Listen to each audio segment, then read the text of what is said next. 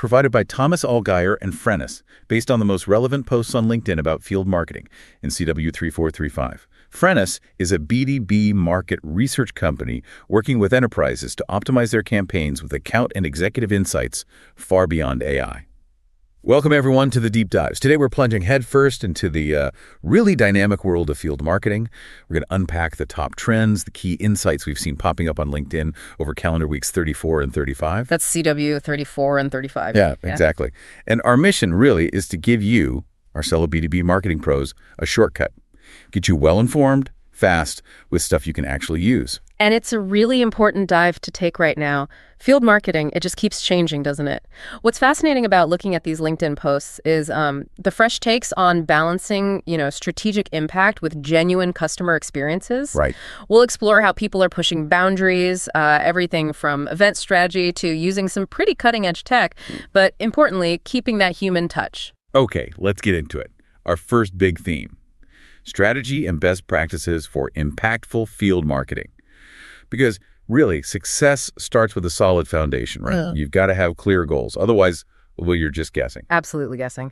Yeah, Dean Fisher really drove this home in a post. He pointed out that, look, a lot of event marketing fails not because the execution was bad, but because there weren't clear goals. Oh, okay. Or they didn't really know the audience, or they just forgot about tracking. So he's stressing the basics. Define your goals, know who you're talking to, make content that actually engages them, and always, always have a strong call to action. Sounds simple. But it's often missed. Yeah, that makes so much sense. It's not just setting goals in isolation, is it? Yeah. It's about aligning the whole approach, a sort of holistic strategic view. Exactly. And Lisa Gregory, she takes this even further. She suggests treating event programs almost like you treat products. Interesting. Like products. Yeah. Give every single event a bullseye objective. Is it pipeline generation? Is it acceleration? Maybe brand awareness. Nail that down.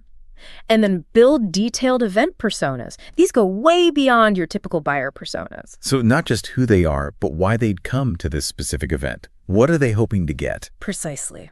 And her takeaway was really powerful. She said, if we can't measure it, we can't prove it. And if we can't prove it, it didn't happen.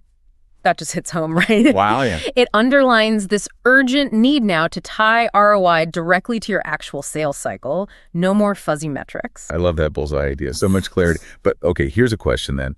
What about when new opportunities pop up? Shiny objects, How do you decide which ones fit the bullseye, especially when you're already swamped? That's where discipline comes in. Yeah. You gotta have it. Rachel Martin advised carefully evaluating every new thing. Does it really align with your goals, your values? Right. She reminds us every yes you give is an investment, not just cash, but your time, your energy. Those are finite. Yeah. And on the flip side, Len Smeaton talked about, politely resetting leadership's expectations, that delicate conversation when they come back from a trade show all fired up with new ideas. Yeah, we've all been there. And that might not fit the strategy or the budget. It's about asking, okay, is there more budget for this? Yeah. Or are we expected to just stretch? Because doing more with less often just means doing less well. So it boils down to strategic intentionality, deep thinking. From planning through execution, even down to staffing. Every single choice has to ladder up. Precisely. And speaking of staffing, Denise Cannon highlighted something that's maybe not sexy, but absolutely vital labor. The people actually doing the work. Exactly. She stressed, don't just budget for labor, design for it, plan your headcount like you plan your spend. Proactively avoid those last-minute scrambles, the burnout, the costly mistakes. It just shows you need thorough planning everywhere. People are just as crucial as the budget. Okay, so strategy's nailed down. Next big question. How do you actually captivate people when they're there? Let's move to theme 2. Crafting, engaging event activations in on-site experiences. This is where the magic happens. Or where it should happen. Standing out feels more critical than ever. So much noise. What did folks like Julius Lars say about challenging the norm here? Julius gave a pretty stark warning. He basically said, when every event copies the same playbook, the playbook dies. True. He's urging us all to challenge the status quo. Ask yourself, would my event post even get a click today in that crowded feed? It's a good gut check, pushes you to innovate past the tired formulas. It really is. If everyone's doing the same thing, it's just wallpaper. So, okay, beyond just not being boring, what about the physical experience, making it memorable? Well, Christine Connor talked about shifting from just building booths to building movements. Building movements. Okay, tell me more. The idea is people join ideas they resonate with, right? Not just structures. So think immersive storytelling, interactive moments. Let visitors actually participate in your brand story. Don't just talk at them. Instead of just a demo, make them feel the impact. Yeah. I like that. That's a big mindset shift. Huge. And once you've got that attention, maybe even started a movement, how do you make it last? You put so much energy in, you want it to echo beyond the event days. Right. You don't want it to just disappear. Gino Pangin offered a brilliant strategy for this. He talked about repurposing one single event activation into a 30 days of content arc. 30 days. Wow. Yeah, not just a highlight reel. Think photos, videos, testimonials, key insights, maybe some behind-the-scenes stuff. Use all that event content for extended visibility. Keep the engagement going, capture leads long after the event itself. That's maximizing the investment. Keep the conversation alive for a whole month. Smart. Very smart. So make the most of every touch point, every piece of content. But back to the actual booth, the physical space. Lots of people shared thoughts on what works and, well, what really doesn't. We've all seen those awkward booths, haven't we? Oh, absolutely. Both Mackay Brady and Caroline Overby really emphasize booth design and staff body language. Mackay Brady compared a bad booth to a coffee shop where nobody greets you. It's just off-putting. Yeah, you just walk away. He says, look alive, good signage, make eye contact, have an open, welcoming space. And Caroline Overby listed common mistakes: staff hiding behind laptops, overcrowding the booth, or designing like a one-way in, one-way out trap. The trap, yes. Makes you feel stuck. Exactly. And she even shared a very practical tip from Elizabeth Bassett Garner. Never let employees eat at the activation. It seems small, but it's about perception. Those are super practical. It's not just avoiding mistakes, it's actively creating a positive vibe, fostering connection. That's the key. Right. Rosie Harriet put it beautifully. She reframed trade shows not just as places for finding clients, but for building relationships. Her advice: go to help, not to hunt. Help, not hunt. I like that. Yeah. Make a plan that fits your personality. Build what she called quiet visibility. Be present and value before you ever ask for anything. And Maxwell Fenton reminded us about music. Don't underestimate its power. Live music especially can totally elevate the guest experience, spark connections, much better than just a playlist. It really sets a mood. Okay, so creating resonant experiences is key. But what about the really big brands? Those looking for even deeper engagement, maybe moving beyond the traditional trade show floor. Yeah, for them, Jeff Youngs makes this compelling case. Consider building your own show. Your own show, like from scratch. Exactly. He argues it swaps rented attention for owned attention. You control the whole narrative, you curate the exact audience you want, you build incredibly valuable first-party data, and it becomes a year-round content engine. Wow, that's ambitious. It is. But he pointed to examples like Xbox and AWS. They've done it successfully. Huge investment, sure, but the payoff in brand control and data ownership, it can be massive. Okay, shifting gears now. Our next theme, tech and tools. And let's face it, tech, especially AI, is changing field marketing so fast it feels like a completely new game sometimes. It really does. Kelly Burhop explored AI's actual impact on event tech for enterprises, moving beyond the hype, getting practical. Good. We need practical. She highlighted AI's potential in, first, data and analytics, getting real-time insights into attendee behavior. Second, strategic automation, think hyper-personalized communications. And third, much better post-event ROI analysis by integrating engagement data right into your CRM and sales systems. So it's not just collecting data, it's making it smart and actionable instantly. Exactly. That real-time behavior understanding, personalizing on the fly. That's powerful stuff. And speaking of ROI, you mentioned tools can actually forecast that now before you commit budget. That feels like a holy grail for justifying spend. It really does. James Morris highlighted one called Bobby Leonard's ROI Calculator.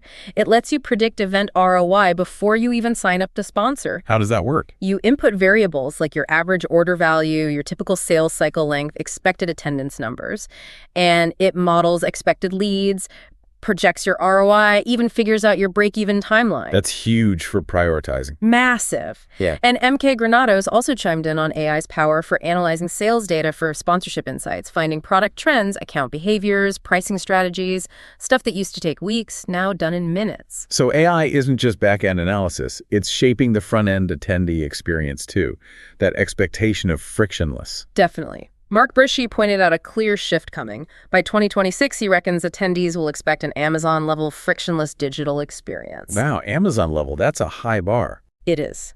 From registration right through check-in, his advice: Map the whole guest journey. Find every single point of friction and just cut it out. Sam Smith echoed this too, talking about adapting for 2025 with hybrid models, real-time feedback, predictive analytics for planning. It's all about anticipating needs, making it seamless. Okay, but with all this AI, the ethics and compliance conversation gets louder, right? Especially with things like the EU AI Act. Crucially important, yeah. Mananas Metarata offered a really useful guide for event teams on navigating the EU AI Act. He stresses transparency, especially for things like AI chatbots or session summarizers. People need to know when they're interacting with AI. Absolutely. And having a solid vendor checklist. Where's the data from? Any bias checks? Is there human oversight? Trust, he argues, is your ultimate ROI here. And a practical tip from Claudia Tomina. Leverage third-party platforms. Share your event data so it shows up in places like Google Maps Event tab. Smart, low-effort visibility boost. And where do virtual events fit in this tech-heavy, often hybrid world? Are they still a thing? Rebecca Carmody makes a strong case for them. But her point is, embrace their distinct advantages. Don't just try to poorly imitate an in-person event online. What advantages did she highlight? Things like global reach, obviously lower costs, the easily recorded content, attracting maybe a more diverse audience who couldn't travel. Recognize them as different tools, virtual and in-person. They have unique strengths for different goals. They complement each other. Okay, let's pivot one last time to people and culture. Because strategy and tech are vital, sure, but events are fundamentally about people, human connection, and the teams making it all happen. This is so vital and often gets pushed aside. Ian Morrison spoke really powerfully about what he called the event industry's unspoken cost. Which is? Burnout, that high-pressure culture. He strongly advocates for prioritizing mental health, build recovery time into plans, rotate shifts properly, set real communication boundaries. His warning was stark. An industry that burns out its best talent has no future. Oof, that's sobering, but necessary. We need to look after our people. Absolutely critical. So beyond just preventing burnout, what else supports people? Helps build that resilience you need in this field? Community. John Wolfe, reflecting on the Event Marketing Congress, basically said, your tribe isn't optional, it's essential. Your tribe. Yeah. Collaborating with your peers, your field marketing community, it gives you perspective, it challenges you, generates energy, and builds that resilience you need when things get tough. Having that network to lean on, invaluable. That sense of community, definitely crucial, especially as roles keep evolving. But that evolution sometimes creates tension, right? A disconnect. Oh, for sure. Alexandra Paniakina voiced a concern. She's seeing experienced event marketers being replaced by juniors. And she questioned, well, how committed are companies really when they say events are our biggest marketing bet, but then de-level the roles? Right. Does leadership truly grasp the strategic depth needed now? It's not just party planning anymore. Exactly. And Wendy Porter helped clarify this. She defined 3 distinct roles: the event marketer, the strategist, and the planner. Her point, the best events need all 3 working together. And she asked a great question. Which of these 3 roles do you see most often missing on event teams? Makes you think about your own team structure. It really highlights that expertise matters across the board. And ultimately, it comes down to treating people well, leading effectively. Precisely. Stephanie Chu Leong shared her philosophy for her company, Stellify Events. It's simple. Treat people exceptionally well, listen intently, anticipate needs. Relationships built on authenticity. Authenticity, yeah. And KCS reflected on leading sideways, working with sales teams on the road, building trust, being consistent, showing up with courage, even when it's uncomfortable. It all just underlines that the human elements, trust, empathy, strong relationships, they are the absolute heart of event success. Tech can't replace that. Wow. This has been a fantastic deep dive. It really shows just how dynamic field marketing is, so much creativity, so much strategy involved. From those bullseye objectives we talked about to building actual movements and figuring out how to use AI responsibly.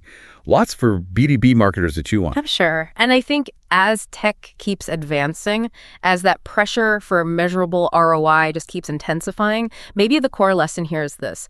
The most powerful events, they aren't just the ones executed flawlessly or optimized by the smartest AI. They're the ones that are deeply felt. Felt, yeah. They resonate, they build real connection, they leave a lasting memory. So the big question for you listening is, how will you make sure your future events evoke that genuine connection, that lasting brand memory in this increasingly digital, data-heavy world? That's the real challenge, isn't it? If you enjoyed this deep dive, new editions drop every 2 weeks. We also explore other crucial topics like account-based marketing, go-to-market, channel marketing, MarTech, social selling, and AI in B2B marketing. Thank you so much for joining us for this deep dive. Make sure to subscribe so you don't miss out on future insights.